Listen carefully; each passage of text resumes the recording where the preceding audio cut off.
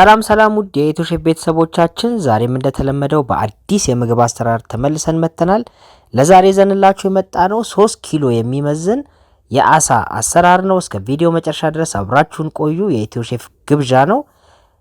አሳውን ለመስራት የምንጠቀምባቸው ግብአቶች ቀይ ሽንኩርት፣ የባሮ ሽንኩርት፣ ካሮት፣ ዝንጅብል፣ ነጭ ሽንኩርት፣ የሰለሪ ግንድ እንዲሁም ሚጥሚጣ ቃሪያ ናቸው። ሚጥሚጣ ቃሪያችንን በመታዩት መልኩ የስሩን ወይንም ደግሞ መያዣውን ማስወገድ ይኖርብናል ማለት ነው። እንዲህ በመታዩት መንገድ ካዘጋጀን በኋላ ሁሉንም ግብአቶች በአንድ ላይ አድርገን በመፍጫ ከዘይት ጋር እንፈጨዋለን። ከዘይትና ከውሃ ጋር አድርገን በደንብ አድርገን እንፈጨዋለን ማለት ነው።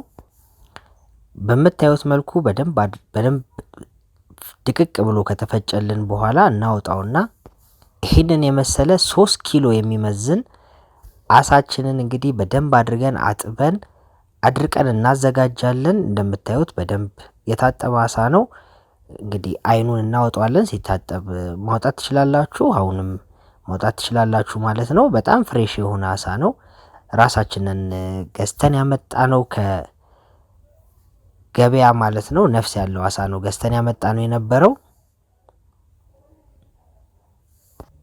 አሳ እንግዲህ በደንብ መታጠብ የሚፈልግ ነገር ስለሆነ በደንብ ማጠባችሁን እርግጠኛ መሆን አለባችሁ። በመቀጠል በምታዩት መልኩ በአቡጀዲ ወይንም ደግሞ በሶፍት በደንብ ማድረቅ ይኖርባችኋል። ላዩንም ውጪውንም በደንብ ንጹህ አድርጋችሁ ካጠባችሁ በኋላ እንዲህ እንደምትመለከቱት ውስጡንም በደንብ ታደርቁታላችሁ ማለት ነው። እርጥበት እንዳይኖረው ማለት ነው። በምታዩት መልኩ ካደረቃችሁት በኋላ እንደምትመለከቱት በጣም ንጹህ ሆኖ ነው የተዘጋጀው አሳችን። ውስጡ ስጎ እንዲገባበት ወይንም ደግሞ ማርኔት እንዲያደርግ በደንብ ሰንጠቅ እናደርገዋለን። ስለት ባለው ቢላ ሰንጠቅ ብታደርጉት በደንብ ውስጡም ድረስ ጣዕሙ እንዲዘልቅ እንዲገባ ይሆናል ማለት ነው።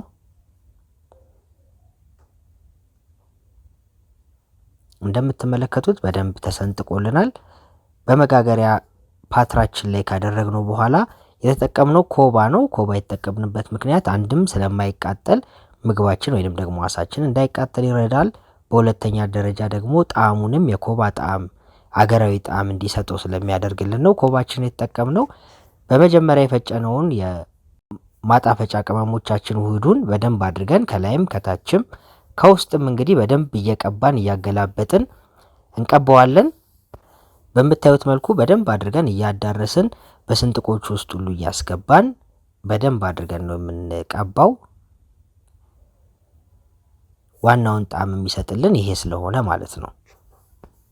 በምታዩት መልኩ በደንብ ከቀባን በኋላ ከላይ የታጠበ ኮባ እንሸፍነዋለን ማለት ነው። ሙሉ ለሙሉ መሸፈን አለበት። አሳው ቀጥታ እሳት እንዳያገኘው ስለምንፈልግ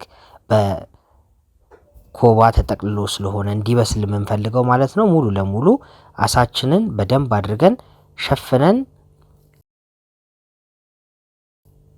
መጋገሪያ ኦቨን ውስጥ እናስገባዋለን።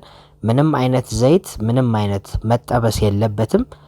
ቀጥታ በኦቨን ነው የምናበስለው ማለት ነው። በምታዩት መንገድ በደንብ አድርጎ በስሎልናል። የምታዩትን የመሰለ በጣም ቆንጆ መልክ ይዞ ወጥቷል። ለመብላትም ለማየትም የሚያጓጓ አሳ ሆኗል ማለት ነው። እንደምትመለከቱት በጣም ነው የሚያምረው። በጣም ቆንጆ መልክና በጣም አጓጉ የሆነ አሳ ነው የሆነልን። ውድ የኢትዮሼፍ ቤተሰቦቻችን ሌላም እንድንሰራላችሁ የምትፈልጉት ማንኛውም አይነት ምግብ ካለ ኮመንት መስጫው ላይ አስቀምጡልን። ለዚህ ቻናል አዲስ የሆናችሁ ሰብስክራይብ ማድረጋችሁን እንዳትረሱ፣ ለወዳጅ ዘመዶቻችሁም ሼር ማድረጋችሁን እንዳትረሱ እንላለን። በሌላ ቪዲዮ እስከምንገናኝ ቸር ያቆየን።